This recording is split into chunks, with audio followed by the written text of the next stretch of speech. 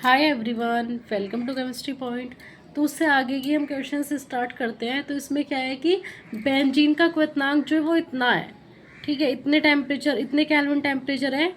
तो शुद्ध बेंजीन का दे रखा है ये। तो उसमें क्या कराया मैंने, 1.80 कोई अवाष्पशील विलय को उस 90 ग्राम बेंजीन में घोलने पर विलयन का जो क्वथनांक है वो बढ़कर कितना हो जाता है, इतना हो जाता है।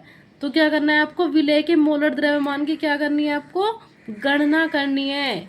तो इसमें क्या दे रखा है कि बेंजीन का स्टार्ट, जब प्योर बेंजीन मैंने ली थी तब उसका क्वथनांक कितना था, जब मैंने उसमें 1.80 अवाष्पशील विलय कोई मतलब 90 ग्राम बेंजीन में घोला मैंने, तो वो विलयन बन गया। तो उसका क्वथनांक बढ़कर कितना हो गया, तो इतना हो गया। तो क्या करना है आपको, विलय का क्या करना है, मोलर द्रव्यमान की गणना करनी है। और बेंजीन के लिए केबी का मान कितना है, इतना है। तो आपको वो फॉर्मूला पता है, फॉर्मूला क्या होता है, delta t b is equal to k b into M.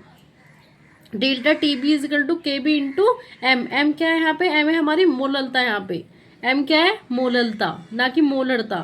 तो डेल्टा टी बी कितना दे रखा, डेल्टा टी बी कैसे निकालोगे आप, टी बी होता है डेल्टा का मतलब होता है डिफरेंस लेना है आपको।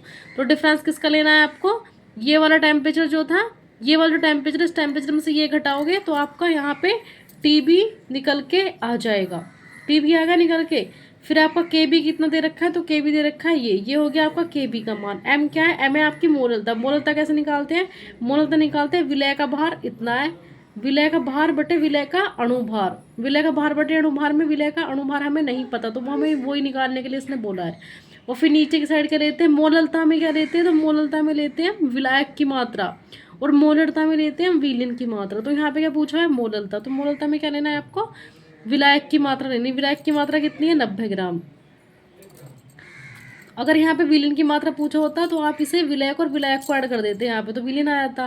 तो यहाँ पे किसका पूछा है, विलायक का। तो विलायक कितना, 90 ग्राम ले लिया। अब ये ग्राम में, तो किस में चेंज करना है आपको, किलोग्राम में। और किलोग्राम में चेंज करने के लिए किससे करते हैं, 1000 से डिवाइड। जब आप यहाँ पे 1000 से डिवाइड करोगे तो वो ऊपर पहुँच जाएगा 1000। तो इसे आप करोगे, सोल्व करोगे आप इसे। ये डेल्टा ये यहाँ पे है, ये यहाँ पे, ये यहाँ से यहाँ जाएगा, यहाँ से यहाँ जाएगा। इसे आप सोल्व करोगे तो ये निकल के आ जाएगा आपका एम1, ठीक है।